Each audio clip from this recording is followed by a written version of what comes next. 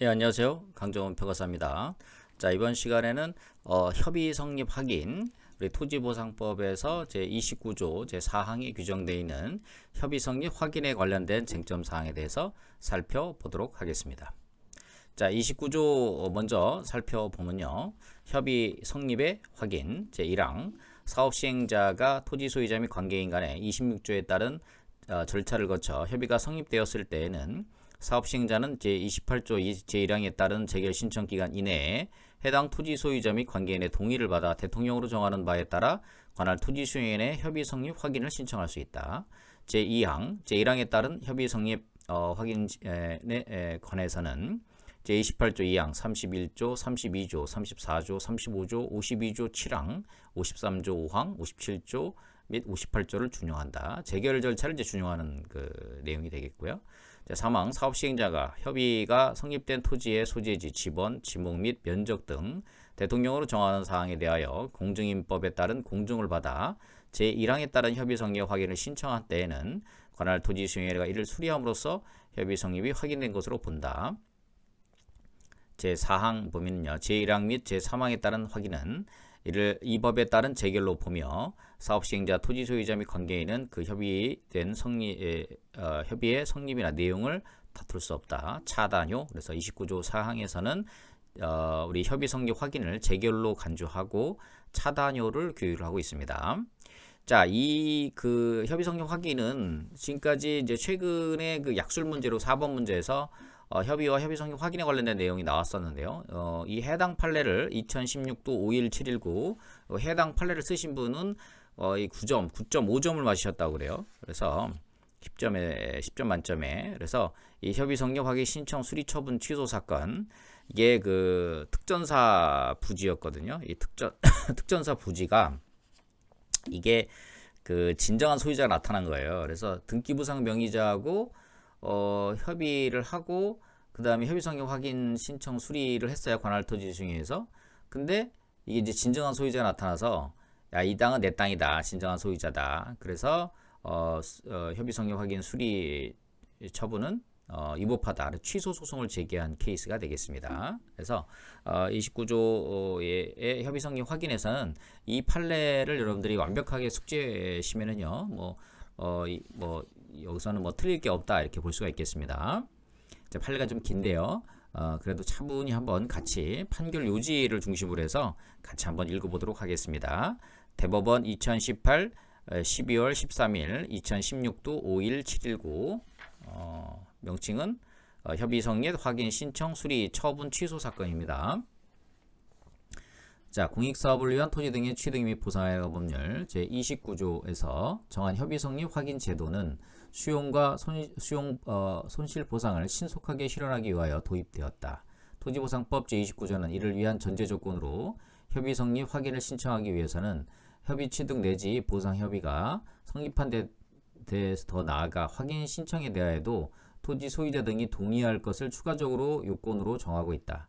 특히 토지보상법 29조 3항은 공증을 받아 협의 성립 확인을 신청하는 경우에 공증에 의하여 협의 당사자의 자발적 합의를 전제로 한 협의의 진정 성립이 객관적으로 인정되었다고 보아 토지보상법상 재결 절차에 따르는 공고 및 열람, 토지 소유자 등의 의견 진술 등의 절차 없이 관할 토지 수용위원회 수리만으로 협의 성립이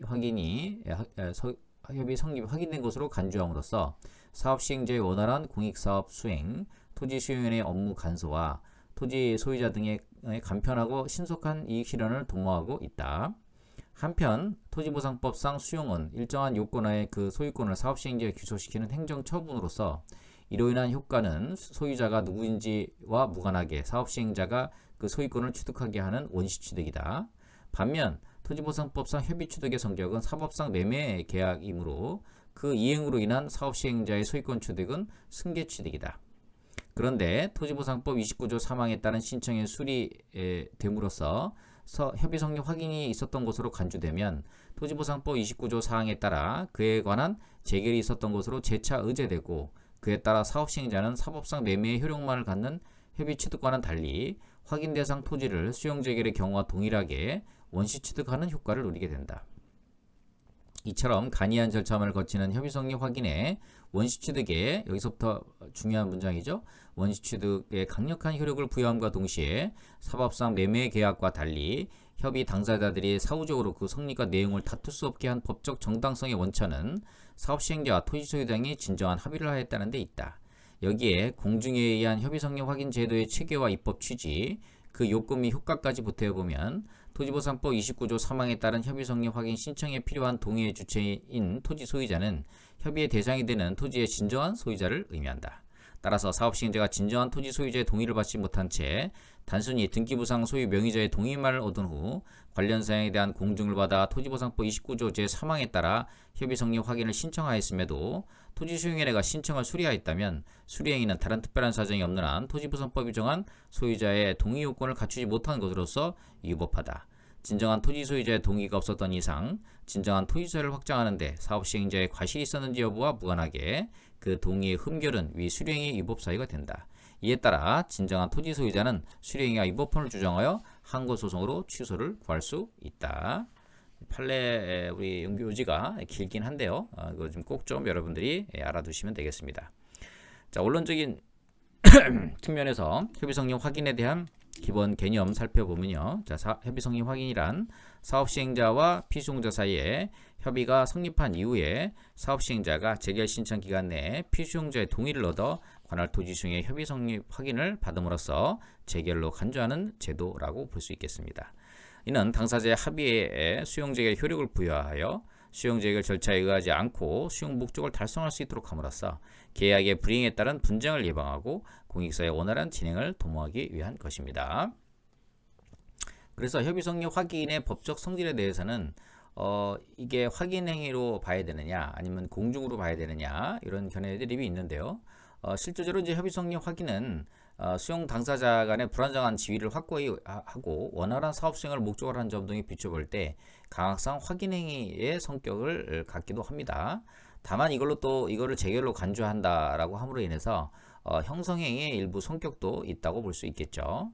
어쨌든 확인행위는 준사법적 행위로서 이해관계의 참여 등 엄격한 절차에 따라 행해지며 재판행위가 실질적으로 유사하므로 불가변력 즉 실질적 확정력이 발생한다 이렇게 볼 수가 있겠습니다. 협의 성립 확인의 요건 및 절차로 보면요.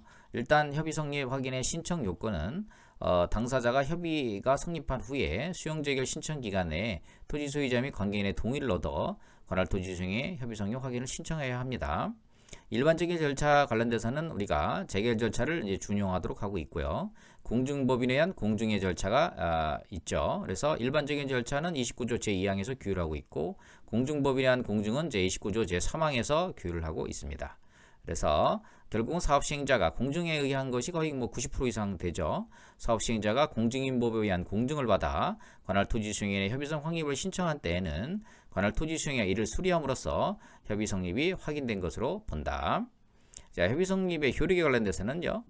수용재결로 간주하죠. 제29조 4항에서 당사자에게 협의가 성립하여 체결된 계약의 내용, 즉 수용 목적물의 범위, 보상의 시기, 손실 보상액 등을 관할 토지 수용에게 결정한 것과 동일한 효력을 발생한다. 따라서 이때 목적물의 권리 취득은 원시 취득이 됩니다. 자, 협의에 의한 차단효가 발생할 수 있게 규율을 하고 있습니다. 사업시행자 토지소유 관계인은 확인된 협의의 성립이나 내용을 다툴 수 없다. 차단이라고 그러는데요. 그러면 이제 어떻게 이거를 다퉈야 되느냐? 재결로 간주하는 거니까 83 이론적으로 보면 토지보상법 제83조 특별법상 행정심판 플러스 토지보상법 제85조 행정소송으로 다툴 수 있겠습니다. 결국은 이 부분도 어떤 보상금에 관련된 부분이다 그러면은 85조 2항 보증소로 다툴 수가 있게 되겠고요. 자, 확인의 실효 여부 관련돼서는 결국은 이제 협의 성립은 재결로 간주하기 때문에 협의 성립 확인 후에도 협의에 정한 보상의 개시일까지 보상금을 주지 않는다 그러면 이러한 수용재결의 실효 규정이 적용될 것이냐에 대한 부분입니다. 이때의 협의 효력도 상실되는지 논란이 있는데 협의는 이제 계약이기 때문에 계약 불이행이 발생할 뿐 곧바로 협의의 효력이 상실된다고 볼 수는 없고요. 현실적으로는 협의 성립 확인 받기 전에 이미 보상금이 다 지급이 된 상태에서 동의서와 인감증명을 떼어주는 거죠. 여러분들 그 본도 안 받고 그 소유권 이전 서류 주겠습니까? 안 주겠죠. 그래서 현실적으로는 협의성립 확인의 실효 관련된 부분은 뭐 크게 문제되지 않는 거지만 이론적으로는 논의를 해볼 수 있다. 그런 내용 보시면 되겠고요. 자, 권리구제 관련돼서는 협의성립 확인에 대한 불복에 대해서 확인이 이제 재결로 간주됩니다. 그러면 이제 재결에 대한 불복 절차와 동일한 절차가 되겠죠. 좀 전에 말씀드린 것처럼 즉 관할 토지 수용인의 확인에 대해 이의가 있는 자는 토지보상법상 이의 신청과 그다음에 행정소송을 통해 불복하게 되겠습니다.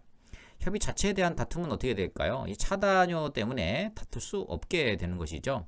그래서 행정쟁송을 통해 해당 확인의 효력을 소멸시킨 후에 협의 자체에 2단계적으로 다툴 수 있다 이렇게 볼 수가 있겠죠. 이때 협의의 성질을 공법상 계약으로 보면 공법상 당사소송으로 다툴 수 있고 이거를 판례에서는 사법상 매매계약으로 본다고 하니까 만약 협의 자체로만 봤을 때는 민사소송의 형태가 될 수 있겠습니다.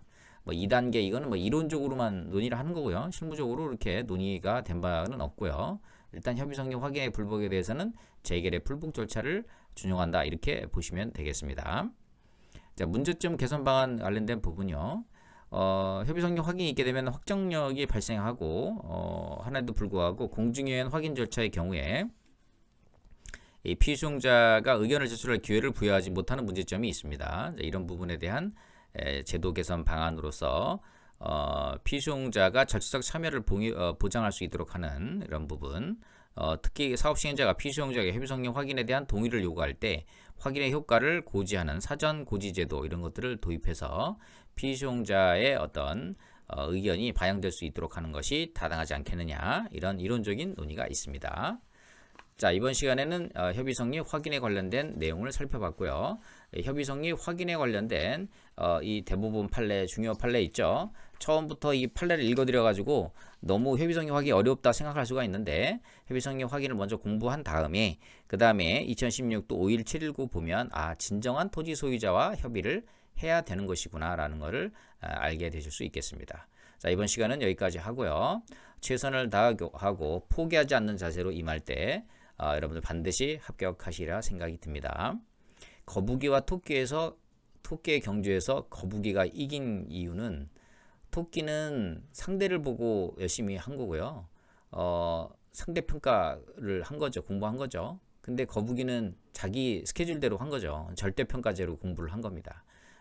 이 감정평가사 시험은 적게 뽑는 시험이기 때문에 상대평가로 상대가 어떻게 하느냐에 따라 이런 거를 따지지 말고 거북이처럼 목적의식을 갖고 꾸준히 해나가시면 반드시 합격하시려고 봅니다. 감사합니다.